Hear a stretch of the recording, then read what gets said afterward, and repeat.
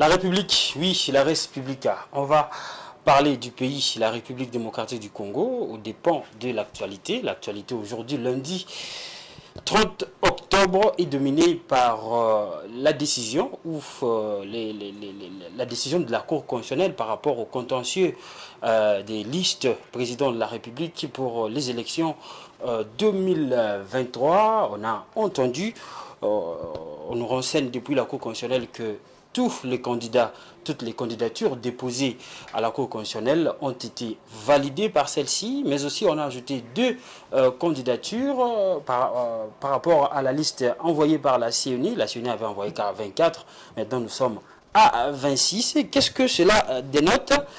On va assister à une élection un cycle électoral un peu particulier. On va parler aussi de la réaction ou du discours du chef de l'État au niveau du Brazzaville, de la ville de Brazzaville, où il a dit un discours sur les bassins du Congo, mais il n'a pas manqué de tacler un tout petit peu le Rwanda. Est-ce que le Congo doit continuer avec ce discours un peu pleurer ou de pleurnicher contre un voisin qui l'attaque?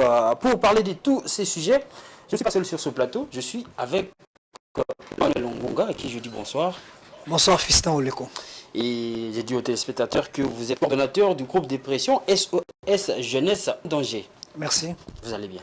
Très bien portant. Nous avons tous entendu, nous avons que la Cour constitutionnelle vient de rendre bien évidemment ses arrêts où il a jugé les candidatures recevables. Comment vous avez reçu l'info? À chaud d'ailleurs. Merci pour la question. Nous pensons que tout Congolais est pris de paix et de patriotisme ne pouvait que saluer cette décision de la Cour constitutionnelle parce qu'à l'heure actuelle, nous disons que le pays n'a pas besoin d'être divisé pour une question purement simple qui est une question électorale. Parce qu'il y a une élection et il y a la vie qui va continuer et le gagnant doit passer le flambeau ou le perdant devrait passer le flambeau et en toute sportivité avec le président en train. Et cette question-là, c'est entre Congolais, ne pouvait pas couler d'encre vive.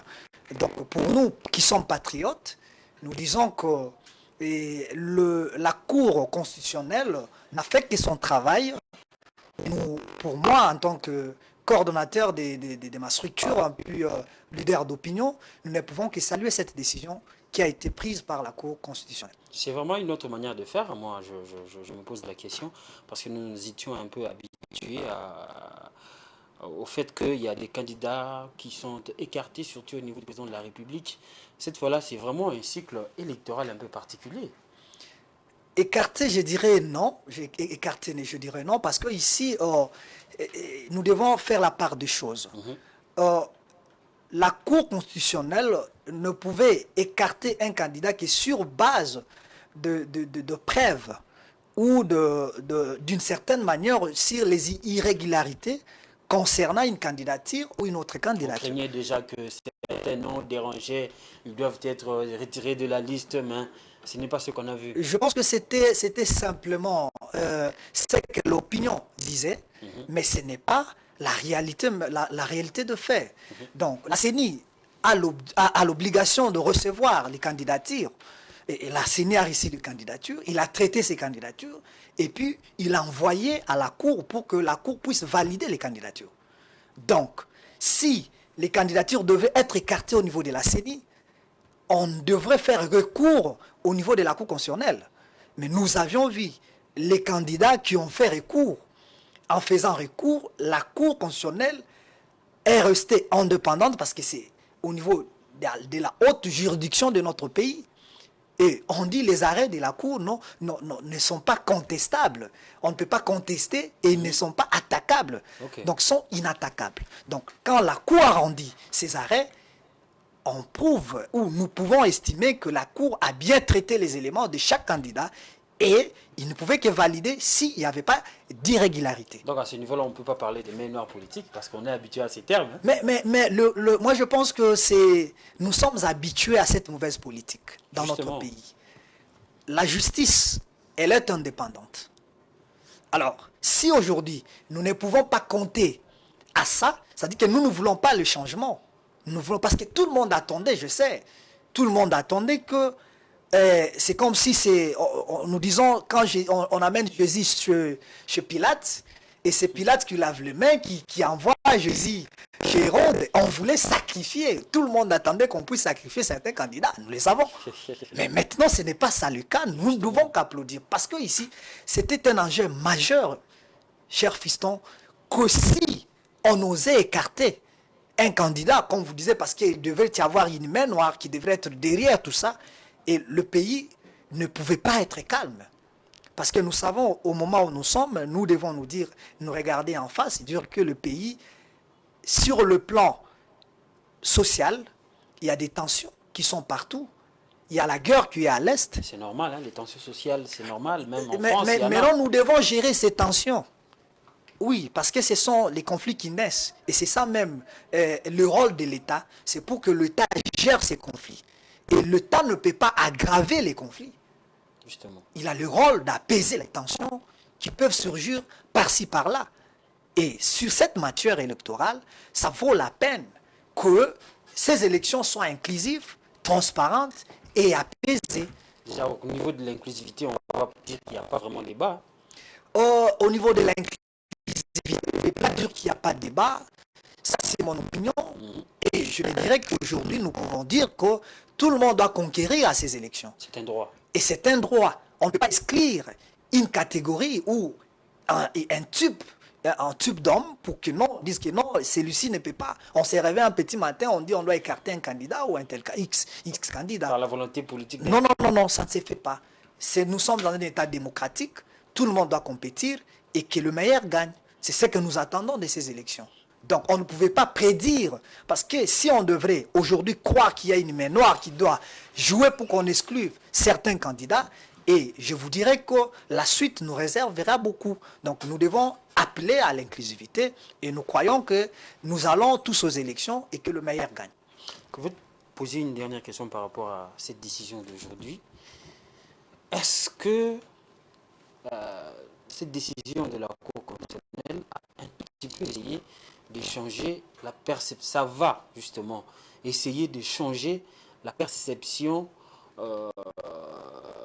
du processus électoral par l'opinion aussi bien nationale qu'internationale. Je ne vais pas trop quand lorsqu'on parle des élections qu'on évoque cette question de l'opinion internationale. Non, c'est une question Parce de que l'État. la question d'abord des élections, c'est une question de la souveraineté d'État et c'est une question qui est liée à l'opinion nationale.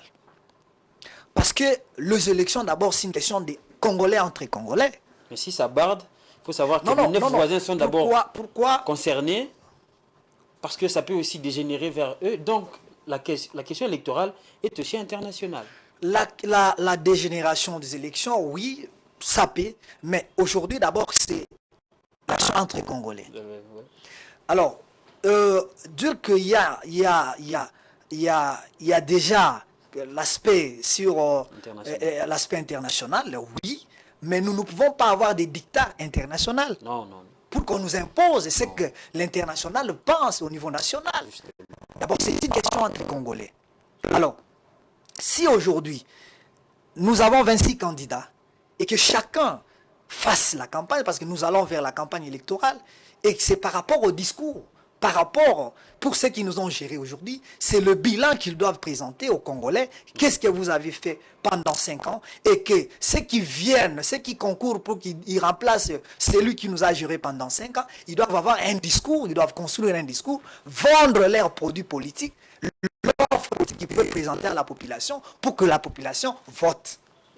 Alors, au-delà de ça, nous devons, comme j'ai toujours dit, nous avons la période d'abord préélectorale, nous avons la période pendant les élections et post-électorale. Alors, aujourd'hui, si nous ne savons pas gérer les conflits qui peuvent surgir par-ci par-là, et ça pourra nous amener aux contestations électorales. Ces contestations qui nous amènent à ce que vous dites, les non-dits que vous venez de dire, que ça peut dégénérer. Et tout ça doit être géré par un organe qui est la CENI. Parce que c'est lui-même le pivot Et c'est lui-même, c'est lui qui va préparer, c'est lui qui prépare les élections. C'est lui qui prépare cette cuisine-là. Et nous voulons aujourd'hui apaiser la tension de tout le monde.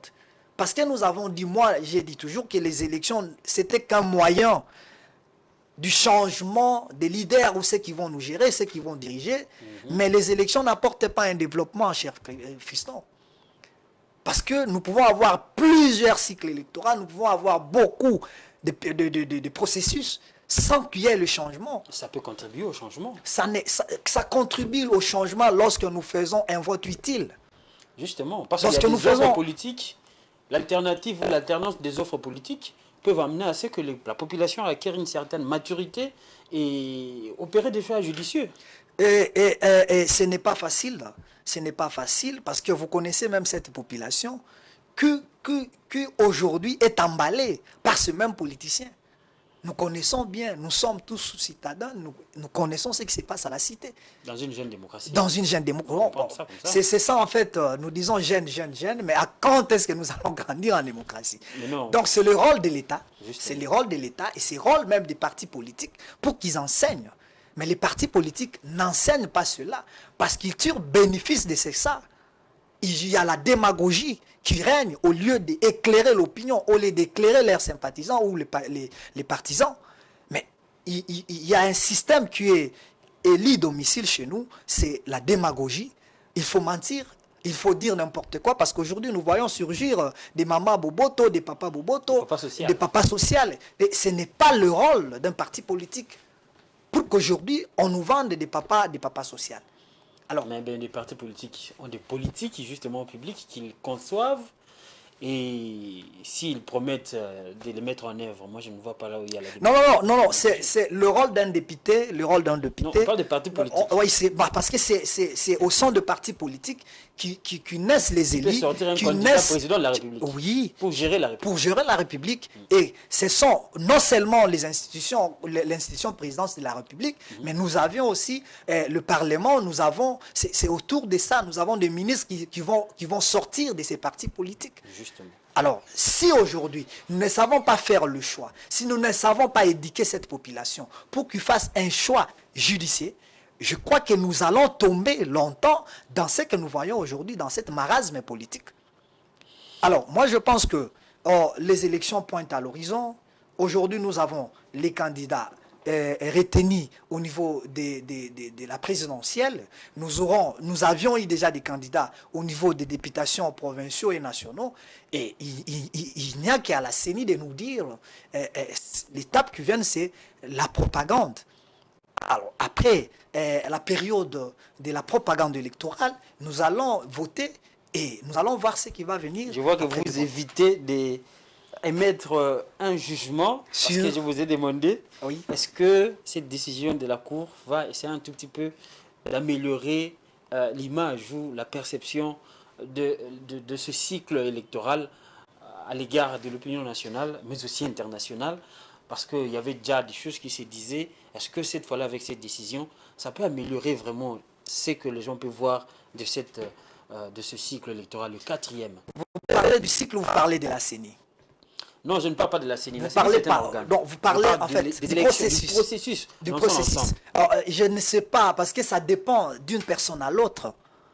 Ça dépend d'une personne à l'autre. Je parle à vous. Donc, à moi, en tant que leader, voilà. Je dirais, il y a encore beaucoup à faire. Beaucoup à faire. Parce que je me dirais, oui, au niveau de la présidence, il y a des candidats. Mais il y a aussi au niveau du résultat ou de publication du résultat. C'est aussi un autre problème.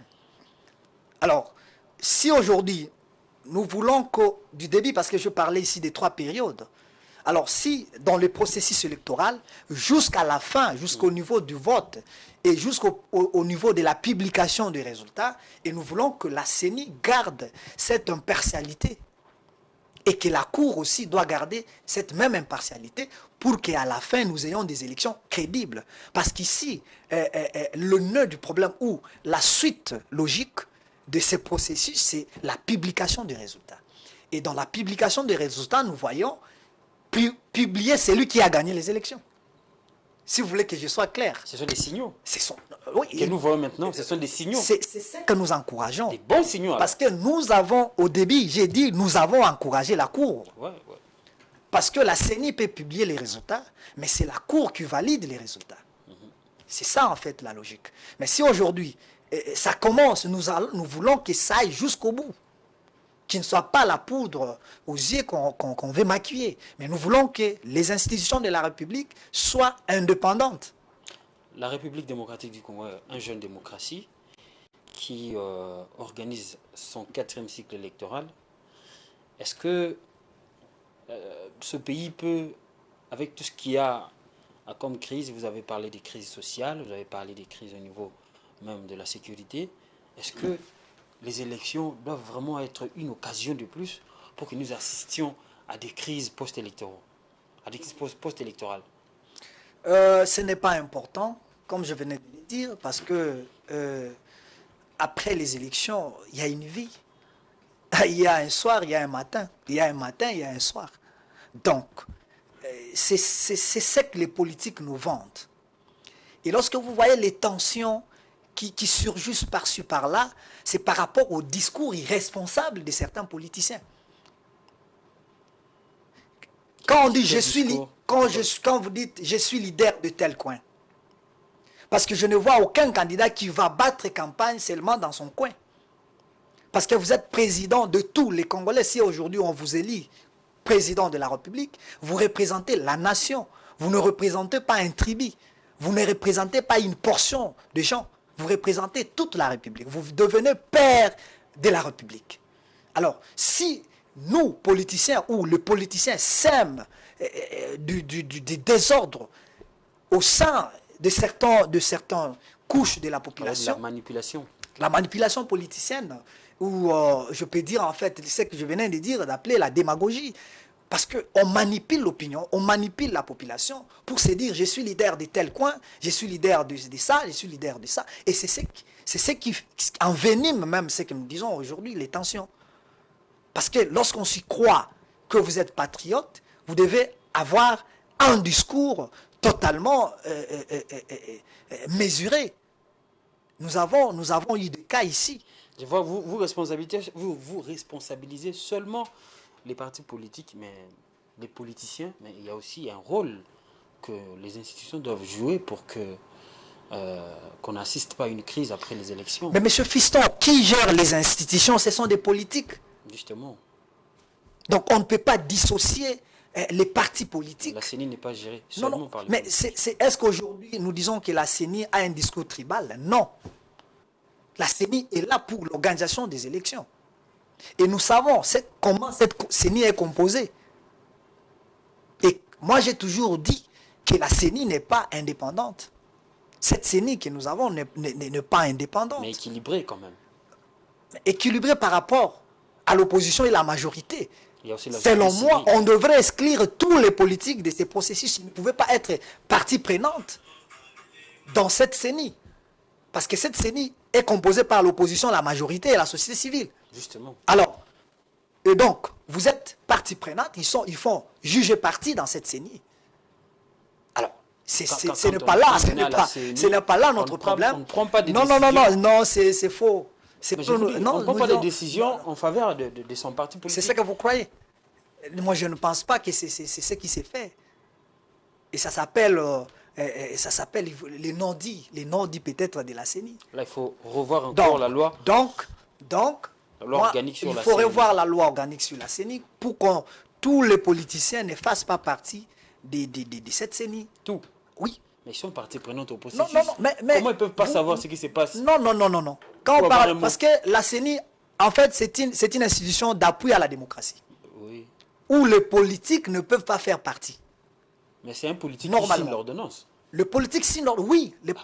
Vous savez même, il y a à boire et à manger dans cette CENI. Hein. Parce que c'est par manque de confiance que cette institution d'appui à la démocratie, qui est la CENI, qu'on a adopté depuis Sun City pour que on responsabilise à la CENI de faire les élections. Justement.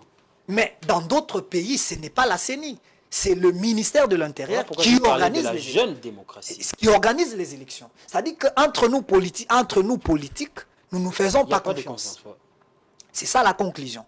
Donc, que cela ne tienne. Parce que si nous voulons encore entrer, là, nous allons ouvrir encore un autre débat. Mais moi, je pense que ici, ce qui est important est que la CENI garde cette indépendance jusqu'à la fin. Parce qu'il y a deux institutions majeures. Il y a la CENI, il y a la Cour constitutionnelle. La CENI proclame les élections et la Cour constitutionnelle valide les élections. La Cour constitutionnelle valide les élections, mesdames et messieurs. Nous sommes ici sur ce plateau avec M. Emmanuel Ngonga, avec qui nous parlons des élections. La Cour constitutionnelle vient de rendre ses décisions par rapport aux contentieux liés aux candidatures à la présidentielle de décembre 2023. Mais on va parler encore de notre sujet, M. Emmanuel Ngonga. Le samedi, le chef de l'État était au Congo-Brazzaville, justement à Brazzaville, où il a pris part au sommet des 3 bassins. Il a dit son discours et il a fustigé un tout petit peu le comportement des pays africains qui s'entretuent, qui s'entredéchirent. Nous allons aller à la régie pour nous proposer cet extrait du discours du chef de l'État, Félix Antoine Tshisekedi Tshilombo, dans ses assises de Brazzaville qui ont eu lieu du 26 au 28 octobre dernier.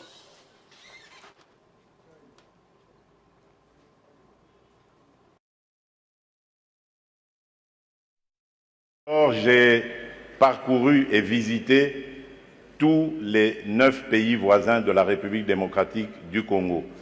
Il paraît que je suis le premier président à l'avoir fait. Qu'à cela ne tienne, mon but était de parler à tous mes interlocuteurs, mes pairs, de la nécessité que nous avons de vivre en paix, de vivre unis et de développer des projets qui vont être à l'avantage de nos populations respectives. Et je suis en mesure de vous donner, pour chaque pays que j'ai visité, chaque pays voisin, les projets sur lesquels nous avons commencé à parler, à nous organiser pour les développer. Donc c'est vous dire l'attachement que j'ai à la paix et à l'unité des peuples d'Afrique. Mais, car il y a un mais, et là je voudrais vraiment m'excuser de tempérer un peu l'enthousiasme qui a été le nôtre lorsque nous avons suivi le président Ruto, pour dire malheureusement nous sommes loin de la réalité. Parce qu'en ce moment, par exemple, où nous parlons de ce sujet très, très important, hyper important, la conservation de notre biodiversité, de nos forêts, il se passe actuellement dans le parc de Virunga une des réserves naturelles les plus importantes au monde, en forêt et en biodiversité, un activisme armé qui met à mal cet écosystème, qui le détruit. Et cela n'a pas été décidé à Washington, à Paris, à Bruxelles ou à Londres. Ça a été décidé en Afrique, et plus précisément à Kigali.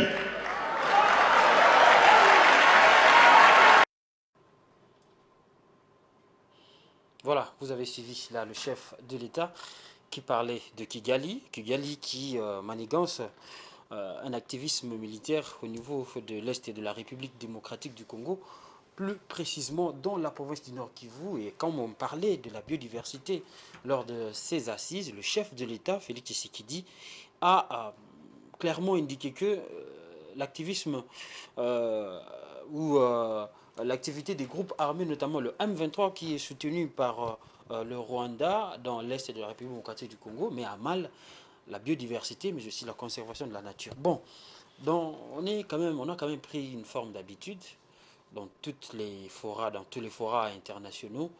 On voit que la RDC de par ses autorités, est toujours dans cette forme de pleurnicher ou de présenter toujours, ou de se présenter toujours comme un peu une victime. Est-ce que on va continuer avec, on doit vraiment continuer avec ce discours? Est-ce que c'est important au niveau international?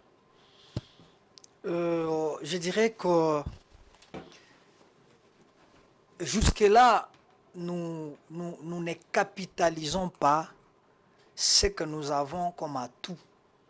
Ah bon, atout? Ah oui, parce que la République démocratique du Congo ne peut pas être plaintif ou plaintive ou pleurnicher dans tous les salons du monde pour qu'on nous ramène la paix à la République, à l'Est, dans l'Est de la République. Parce que ça perdirait. Mais nous devons avoir une attitude responsable et que cette attitude responsable qui va nous permettre à traiter égal avec nos partenaires, soit au niveau de la sous-région, soit au niveau international. Nous avions suivi tous le discours, parce que c'est ça qu'il s'agit ici, le discours du président de la République. Je sens que le président parlait avec son cœur. Justement. Il parlait avec son cœur, et c'est un discours sincère, devant ce père, comme il en a toujours fait. Mais est-ce que ça porte de fruits? Parce que tout discours doit apporter que le dividende tiré de ce discours. C'est ça la grande question que nous devons nous poser, nous, la République démocratique du Congo, représentée par notre chef de l'État. D'où il y a un principe que nous, jusqu'à aujourd'hui, nous ne comprenons pas et que nous ne savons pas capitaliser cela. C'est laquelle? C'est quel principe? Entre les États, il n'y a que des rapports de force. Et entre les États, il n'y a pas d'amis, il n'y a que les intérêts. Dans cette guerre de victimisation, ou dans nos discours de victimisation, qui n'ont rien apporté depuis un certain temps. Ça fait 5 ans que nous plairons. On a quand même obtenu, non. On a quand même obtenu des condamnations ouvertes. Mais non, mais ce n'est pas ça. Ça joue sur le plan international. Mais non, ne me dis pas ça. Ne me dis pas ça. Mais ça joue, mais le Rwanda continue. On condamne, mais le Rwanda continue à tuer jusqu'à aujourd'hui. Même hier. Et les États-Unis qui a sanctionné, mais c'est l'hypocrisie. Qui a sanctionné le Rwanda. C'est l'hypocrisie. Ils ont diminué l'hypocrisie pire et simple. Le soutien à l'armée rwandaise. L'hypocrisie pire et simple des États-Unis. J'aimerais voir les États-Unis, j'aimerais voir cette communauté internationale se mobiliser comme ils se sont mobilisés à l'Ukraine. Et récemment, comme ils se sont mobilisés pour l'Israël. Justement. Comparez cela, M. Fiston.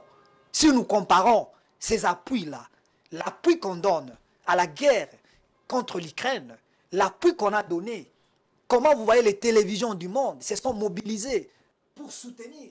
Joe Biden lui-même a quitté les États-Unis pour aller au niveau de l'Israël. Il a foulé. Nous ne représentons aucun intérêt pour... Mais c'est ça, c'est pourquoi je disais qu'il faut les intérêts. Et nous avons, quelle est notre conception de la géopolitique internationale? C'est aussi un fait majeur. Quelle est notre conception de la diplomatie? Est-ce que quel ami nous voulons choisir? Parce que nous avons l'impression d'embrasser tout le monde. Nous avons l'impression d'embrasser tout le monde. Et la République démocratique du Congo devient l'ami de tout le monde dans le monde. Non, c'est pas ça. Nous sommes un pays ouvert au monde. Non, nous ne pouvons pas être ouverts à tout le monde. C'est notre politique. Nous ne pouvons, mais c'est ça cette politique qui est mauvaise. Et la guerre, nous devons savoir, je ne suis pas le premier à le dire, lorsque vous demandez aux experts, cette guerre de l'Est, au-delà d'être une guerre d'agression, c'est une guerre d'intérêt. Économique. Et qui tire bénéfice de cette guerre-là? Ce sont des pays que vous venez de citer ici.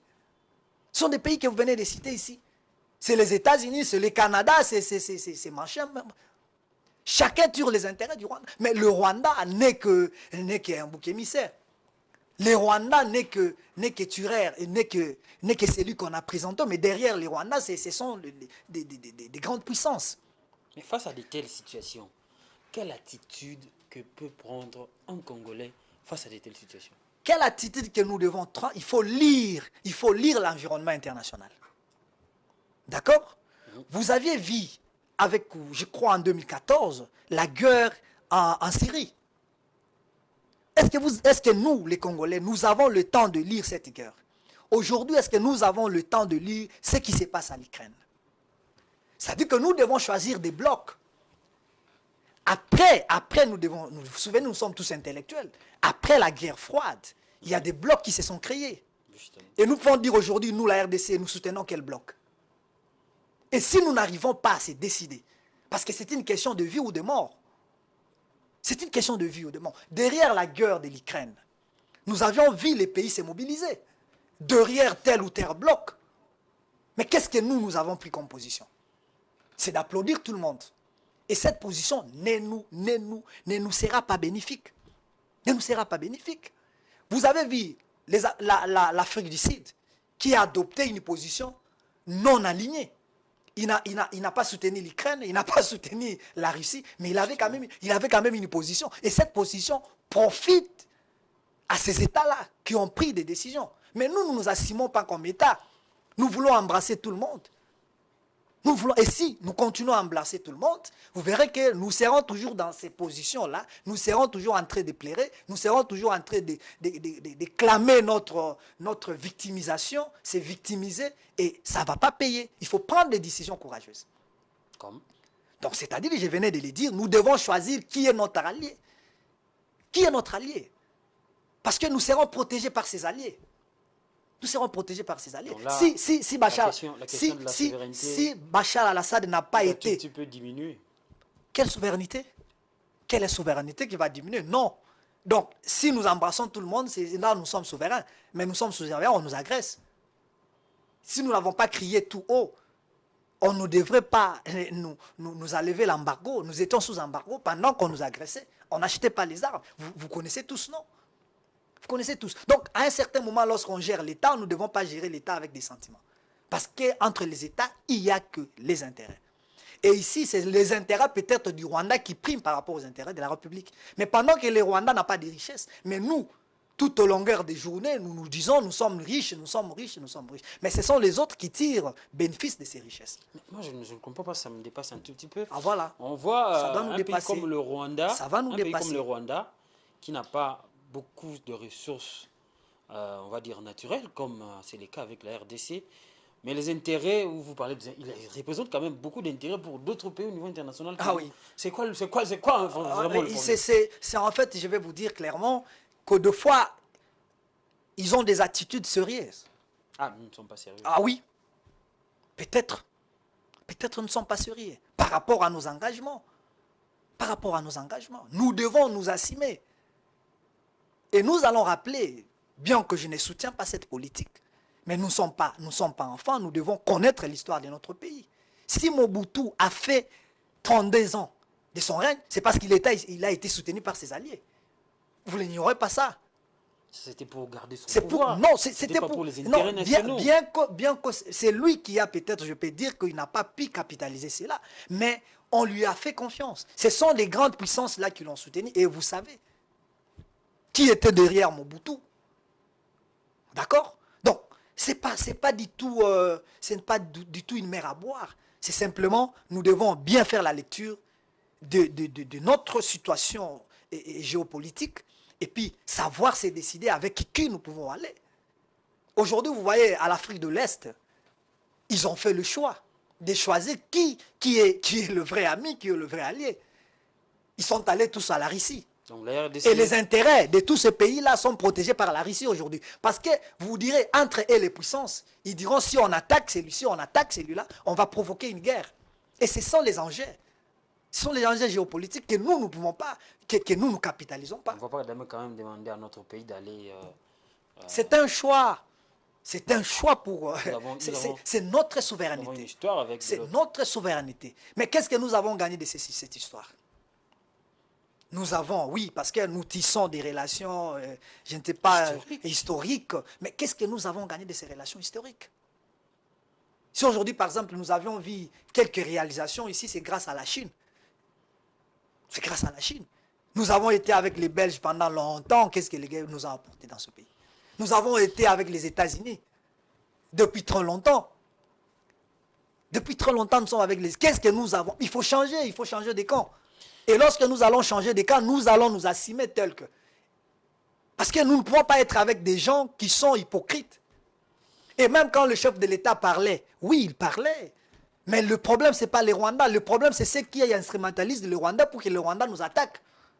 C'est ça le vrai problème. Merci beaucoup, Emmanuel Ngonga. Je rappelle que vous êtes coordonnateur du groupe de pression SOS Jeunesse en danger. Avec vous, nous avons parlé justement des élections, mais aussi on va dire, des décisions de la Cour constitutionnelle qui sont tombées aujourd'hui. Là, je commence déjà à récapituler parce que nous tendons justement vers la fin de cette émission.